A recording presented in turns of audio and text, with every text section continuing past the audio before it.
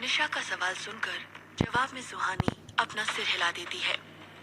फिर विवेक बौखलाहट के साथ आगे कहता है, लेकिन वो ऐसा क्यों करेंगी?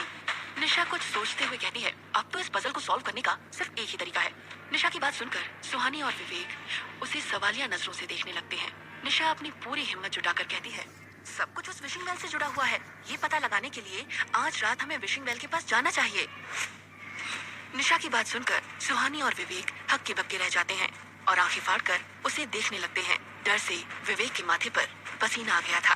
फिर विवेक हकलाते हुए कहता है, तू पागल हो गई क्या? खुद तो मरना चाहती ही हो और हमें भी मारना चाहती हो। तुम्हें पता है ना, रात में जो कोई भी उस रास्ते से जाता है वो जिंदा नहीं बचता। निशा कहती है, सुहानी तो जिंदा बच गई ना, इसका मतलब वहाँ सब नहीं मरते हैं।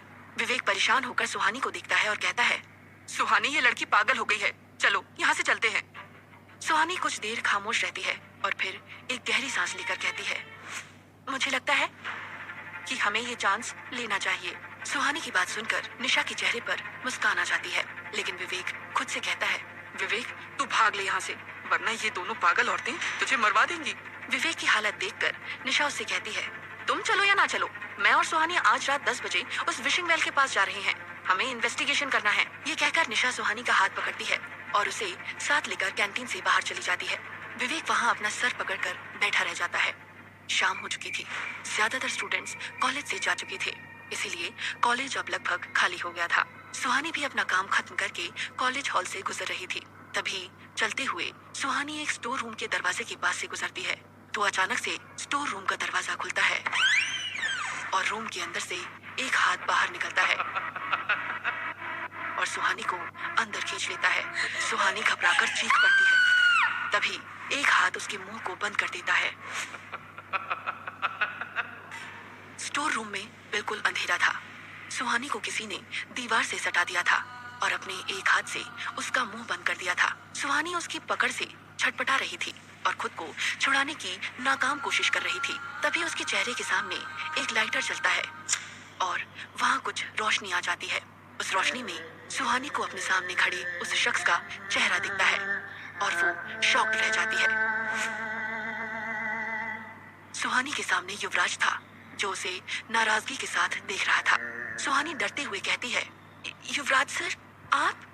युवराज सुहानी की आंखों में देखते हुए कहता है, बेवजह अनजानी चीजों को छेड़ना बंद करो, वरना इसकी वो कीमत चुकानी पड़ेगी जो तुम सोच भी नहीं सकती। युवराज के मुंह से ये सुनकर सुहानी और भी ज्यादा हैरान रह जाती है। कुछ दिनों पहले पद्मिनी सिंघानिया ने भी सुहानी से यही कहा था। अपनी बात पूरी करके युवराज सुहानी के मुंह से अपना हाथ हटाकर कुछ कदम पीछे हो जाता है। सुहानी युवराज के इस बर्ताव से डर गई थी और वो फौरन वहां से भाग जाती है। सुहानी के जाने के बाद युवराज कहता है, जिस रास्ते पर तुम चल रही हो वो तुम्हें मौत के अलावा और कहीं नहीं लेकर जाएगा। मैं हर बार तुम्हें नहीं बचा सकता। रात के 9:30 बज रहे थे। पूरे शहर में खामोशी छाई हुई थी। पिछले कुछ दिनों से हुई घटनाओं ने लोगों को डरा दिया था। शहर के लोग अब ज्यादा देर तक नहीं जागते थे। रात में शहर की सड़कें सुनसान रहती थी। जो बाहर निकलता था उसकी मौत तय थी। इस बीच निशा और सुहानी वार्डन से छुपते हुए दबे पांव हॉस्टल से बाहर निकलती हैं। हॉस्टल के बाहर का नजारा तो और भी भयानक था। चारों तरफ अंधेरा था। रोशनी के नाम पर पेड़ों पर चमकते हुए जुगनू ही दिख रहे थे। आसपास कोई इंसान तो दूर, एक जानवर भी नहीं था। इस अंधेरे और सन्नाटे में उल्लू की आवाज माहौल को और भी भयानक बना रही थी। पुराना रोड तो दूर, निशा और सुहानी की तो एक कदम भी आगे बढ़ने की हिम्मत नहीं हो रही थी। वो दोनों हॉस्टल के गेट के पास खड़े घबराते हुए वहाँ का नजारा देख रही थी। तभी एक धीमी सी आवाज निशा और सुहानी के कानों पर पड़ती है, जो ठीक उनके पीछे से आ रही थी। तो चले विशिंग वेल की तरफ। ये आवाज सुनते ही उन दोनों के दिलों की धड़कनें जैसे रुक सी जाती हैं। डर से उनके हाथ पैर फूल जाते हैं और मुंह से आवाज नहीं निकलती है। उनकी तो पीछे मुड़कर देखने की हिम्मत भी नहीं होती। कुछ पल बाद सुहानी हिम्मत करके पीछे मुड़ती है और चौंकती हुई कहती है, विवेक तुम? विवेक डर के साथ मुस्कुराते हुए दोनों के पीछे खड़ा था। उसे देखकर निशा और सुहानी की जान में जान आती है। विवेक को देखकर निशा उस पर बरसते हुए कहती है, यू इडियट, क्या तुम हमें हार्ट अटैक से मारना चाहते हो? विवेक शर्मिंदगी के साथ बस मुस्कुरा देता है। निशा आगे कहती है, वैसे तुम तो यहाँ मरने के लिए नहीं आने वाले थे ना, तो क्यों आ गए?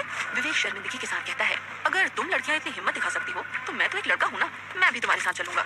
निशा विवेक को ताना मारते हुए कहती है, अच्छा लड़के हो, चलो देखते हैं कितनी हिम्मत दिखा पाते हो। इसके बाद वो तीनों हिम्मत करके पुराने रोड की तरफ चल पड़ते हैं। सुहानी, निशा और विवेक सुनसान रास्ते पर चल रहे थे। रात के इस सन्नाटे में उनके कदमों की आहट भी साफ साफ सुनाई दे रही थी। हवा के हल्के से झोंके से एक पत्ती के हिलने की आवाज तक किसी को भी डराने के लिए काफी थी। विवेक डरते हुए धीमी आवाज में कहता है, हम अभी भी वापस जा सकते हैं। शट अप विवेक, चुपचाप चलते रहो, निशा का जवाब आता है। कुछ देर चलने के बाद तीनों विशिंग वेल के पास पहुंच जाते हैं। विशिंग वेल पुराने रोड से कुछ ही दूरी पर जंगल के अंदर था। उस साई के डर से रात को शिमला के लोग विशिंग वेल तो दूर उस पुरानी रोड के आसपास भी नहीं आते थे। विशिंग वेल सालों पुराना एक कुआं था जिसकी रेलिंग बड़े बड़े पुराने पत्थरों से बनी हुई थी। उसकी गहराई के बारे में आज तक कोई भी पता नहीं कर पाया था। जो भी उसके पास जाता था वो कभी जिंदा लौट कर नहीं आता था। विशिंग वेल के पास पहुंचते ही उन तीनों की हालत डर से खराब हो जाती है। निशा उस कुएं को देखते हुए कहती है, यार यहाँ आ तो गए, लेकिन आगे क्या प्लान है? सुहानी घबराहट और हैरानी के साथ निशा से कहती है, तुम मुझसे क्यों पूछ रही हो? मुझे लगा कि तुम्हारे पास कोई प्लान होगा। निशा जवाब देती है, मैंने प्लान के बारे में तो कुछ सोचा ही नहीं। उन दोनों की बातें सुनकर विवेक चिढ़ते हुए कहता है, जब तुम दोनों के पास कोई प्लान ही नहीं था तो क्या हम यहाँ उस साई का डिनर करने आए हैं? सुहानी और निशा खामोश रहते हैं। उन दोनों के पास कोई जवाब नहीं था। वो तीनों हिम्मत करके धीरे धीरे उस विशिंग वेल के और करीब जाते हैं और उसको चारों तरफ से देखने लगते हैं। उन तीनों के हाथ में उनका मोबाइल था जिसकी फ्लैश लाइट की मदद से वो आसपास देख पा रहे थे। उस कुएं के चक्कर लगाते हुए विवेक का एक हाथ विशिंग वेल की रेलिंग पर पड़ता है तो वो डरकर चीख पड़ता है और अपना हाथ फौरन हटा लेता है। विवेक के चीखने से सुहानी और निशा की भी चीख निकल जाती है। वो दोनों विवेक को देखती हैं जो सही सलामत खड़ा था। सुहानी विवेक से कहती है, क्या हुआ? विवेक जवाब देता है, कुछ नहीं, मैंने बस ऐसे छू लिया था, इसीलिए डर गया। ये सुनकर निशा को गुस्सा आ जाता है और वो कहती है, तुम्हें यहाँ लेकर ही नहीं आना चाहिए था, तुम तो ऐसे डरकर हमें भी बर्बाद दोगे। विवेक अपनी सफाई देते हुए कहता है, मैं क्या करूं, मैं बस। इतना कहकर विवेक खामोश हो जाता है और उसके चेहरे का डर और बढ़ जाता है। अचानक से वहां का मौसम बिल्कुल सर्द हो गया था और उन तीनों को अपने पीछे से किसी के कुर्राने की आवाज सुनाई दे रही थी। वो आवाज सुनकर तीनों के रोंगटे खड़े हो जाते हैं। वो तीनों पीछे मुड़कर देखने की हिम्मत ही नहीं कर पा रहे थे। निशा हकलाते हुए कहती है, ये किसकी आवाज है? विवेक तो लगभग रोते हुए कहता है, मैंने कहा था ना, हमें यहाँ नहीं आना चाहिए था। तभी उन तीनों को अपने पीछे से एक भयानक आवाज सुनाई देती है, आज शिकार खुद शिकारी के पास चलकर आया है। सुहानी, निशा और विवेक के हाथ पांव फूल जाते हैं। वो तीनों बिना पीछे मुड़े ही तिरछी नजर से पीछे देखने की कोशिश कर रहे थे, लेकिन उन्हें कुछ भी नहीं दिख रहा था। उन तीनों के ठीक पीछे ही वो साया था। जब वो तीनों पीछे नहीं मुड़ते तो वो साया हवा में उड़ता हुआ धीरे धीरे उन तीनों के सामने आने लगता है। साए के सामने आने पर वो हिम्मत करके धीरे धीरे अपनी नजरें ऊपर उठाते हैं। उन्हें अपने सामने घना काला धुआं दिखाई देता है जिसने एक बड़े से इंसान का आकार लिया हुआ था। उसे देखकर किसी को भी ये समझने में देर नहीं लगती कि पुराने रोड पर उस साए की कहानी सच है। और इस वक्त वो साया ठीक उनके सामने है। उस साए को देखते ही निशा, विवेक और सुहानी एक साथ चीख पड़ते हैं और भागने की कोशिश करते हैं। वो भागने के लिए जैसे ही अपने पैर उठाते हैं तो उन्हें एहसास होता है कि उनके पैर आगे नहीं बढ़ रहे हैं। उनके पैर जमीन से चिपक गए थे। अगले ही पल उस साई का हाथ सुहानी का गला पकड़कर उसे हवा में कुछ फीट ऊपर उठा लेता है। ये देखकर निशा और विवेक जोर से चीख पड़ते हैं, सुहानी! सुहानी अपने हाथ पैर मारकर छूटने की कोशिश करती है, लेकिन इसका कोई फायदा नहीं होता है। निशा और विवेक जमीन से चिपके हुए थे और चाहकर भी सुहानी की कोई मदद नहीं कर पा रहे थे।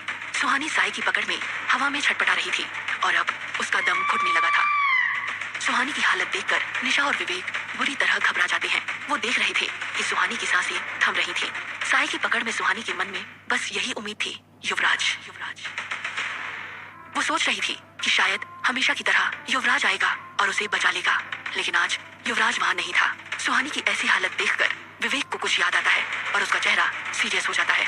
विवेक अपने शर्ट के अंदर से एक लॉकेट निकालकर उसे देखने लगता है। वो एक गहरी सांस लेता है और उस लॉकेट को निकालकर साई की तरफ फेंक देता है। वो लॉकेट जैसे ही उस साई को लगता है, अचानक से सुहानी नीचे गिर जाती है, मानो उस लॉकेट ने साई की पकड़ को कमजोर कर दिया हो और सुहानी उसके हाथ से छूट गई हो। निशा और विवेक के पैर जो जमीन से चिपक गए थे वो अब आजाद हो जाते हैं। वो तुरंत ही भागकर सुहानी के पास जाते हैं। सुहानी अभी भी होश में थी और वो जोर जोर से सांसें ले रही थी। विवेक और निशा सुहानी की उठने में मदद करते हैं और तीनों बिना देर किए वहां से भागने लगते हैं। उन्हें एहसास हो रहा था कि वो साया भी उन तीनों के पीछे पीछे आ रहा है। कुछ देर भागने पर सुहानी को ऐसा लगता है जैसे वो साया उनसे दूर होता जा रहा है। सुहानी को अब उस नेगेटिव एनर्जी का एहसास नहीं हो रहा था। जो उस साए के आसपास होने से होती थी। कुछ दूर और भागने पर सुहानी को एक बहुत पावरफुल एनर्जी का एहसास होता है और वो अपने आसपास देखने लगती है। दौड़ते हुए सुहानी कहती है, मुझे लगता है कि यहाँ पर कोई और भी है। निशा इरिटेट होकर कहती है, अरे वो साया कम है क्या जो कोई और भी आ गया? सुहानी कहती है, मेरा मतलब उनसे है। ये कहकर सुहानी कदम रोक लेती है और सामने देखती है। सुहानी के रुकने पर निशा और विवेक भी रुक जाते हैं और वो भी उसी तरफ देखते हैं जहाँ सुहानी देख रही थी। एक शख्स पहाड़ी के किनारे पत्थर पर ध्यान मुद्रा में बैठे हुए थे। उनके बाल और दाढ़ी लंबे थे जो सफेद हो चुके थे। कपड़े के नाम पर उन्होंने सिर्फ एक सफेद धोती पहनी हुई थी। शिमला की इस ठंड में पता नहीं कैसे उन्हें गर्म कपड़े की जरूरत नहीं पड़ रही थी। साथ ही उनके चेहरे पर दिव्य तेज था। देखने में वो कोई तेजस्वी साधु लग रहे थे। सुहानी, निशा और विवेक चलकर उनके पास जाते हैं। कौन है वो शख्स और क्या है विशिंग बेल का राज? क्या होगा अब सुहानी, निशा और विवेक के साथ? जानने के लिए सुनते रहिए ये कहानी।